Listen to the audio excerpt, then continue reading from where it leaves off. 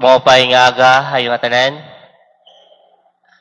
Kinang adlaw aton ginsa sa linorog and solemnidad oran kapiyastahan ni San Pedro o San Pablo. Kung kukulawan naton ini nga mga tawo simple nga mga ordinaryo. Si San Pedro simple nga mga risda. Si San Pablo hadto nga time san uya maging santos usa nga para pag-persecute, no? Ngan ginpapakita ni San Pedro o San Pablo nga dili basihanan iton karikuhan, iton kasikatan, nganiton gahom iton pagiging santos. Kay bisan iton simple nga ordinaryo nga tawo en pwede mahimo nga santo. Si San Pedro ngayon San Pablo naging santos dili dara kay mga perpekto hira nga tawo. Si San Pedro gindiwara niya Jesus makatulo. Si San Pablo naman iya ginpapatay ang mga sumurunod ni Kristo hadto nga panahon. No? They are not perfect, but they become saints because they journeyed with God and God was always faithful to them. May nira mga kaluyahan, may nira pagkukulang, pero pinaagihan gugma, kaluoy ngan grasyahan Dios na bag-o an ira kinabuhi. God works in our life if we are ready to change. Through His grace and mercy, we can be transformed. Amin ni mga kabugtuan, iton maupay nga mensahe haaton nga tanan. Kung kaupod naton, permiton Diyos, didahiton aton kinabuhi, mayada mga milagro nga matatabo haaton. Journeying with God gives us an assurance of His presence and power in our lives. When we journey with God, it may not make things easy, but it makes them possible. Because our God is powerful, and with Him, all things are possible. No? Hamatay ton Diyos, waray imposible. No? Duha nga butang,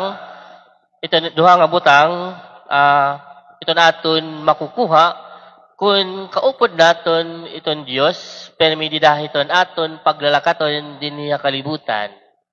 Siyahan, He help us change in our lives. No? Iton Diyos, ginbubuligan kita, nga mabag-o, didahiton aton kinabuhi. San Pedro, ngay San Pablo, nabag-o ang dagway hanira kinabuhi, kay na-encounter nira ang Diyos. San Pedro, nga naglingo kanisos, iansahan nga naging Santo Papa.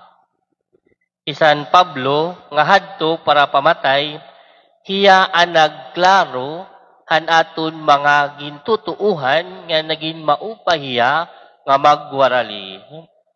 Mga kabugtuan, hinay-hinay kita nababag-o kung perminaton kaupo diton Diyos, didahiton aton kinabuhi.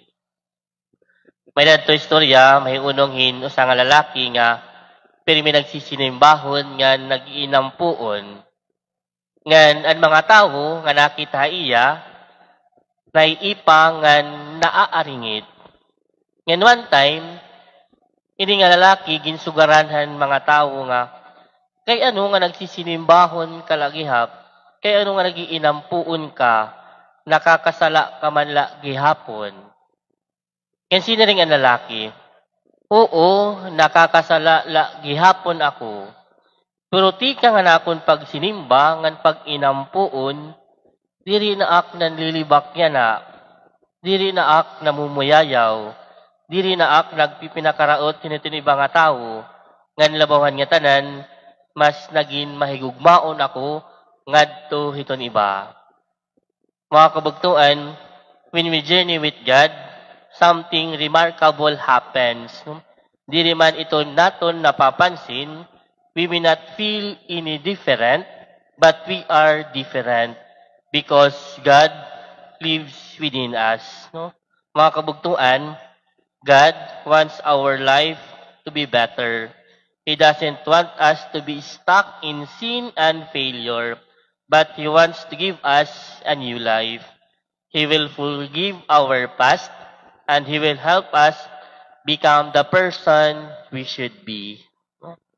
Kani kaduha, kung kaupod natin itong Diyos, dinaton aton paglalakaton, we can face our trials and struggles. No?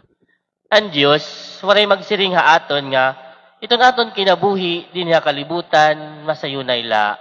Waray niya magsiring. No? Kaya samtang ani kita kalibutan, bisan ano iton aton pagikalilikay, higaagi kita iton kakurian, ngan mga pagsubok kinabuhi. Our life is not always a bed of roses. But when we journey with God, we can endure trials and heartache. Iton aton mga kakurian ngan kasakitan, nagiging masayunay kung kaupod naton iton Dios. God has granted us His support in every trail that we may face.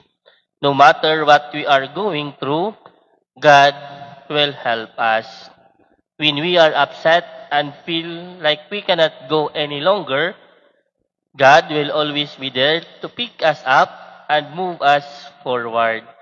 Mga kabugtuan ko yung dira ni Kristo, iniya kapiestahan ni San Pedro o San Pablo, ginpapainumdum kita, kung kaupod natin itong Diyos, diraton aton kinabuhi, bubulingan kita niya, kaya naton atubangon iton ayat, iton kinabuhi. God can help us to change our life and we can face our trials. Amen.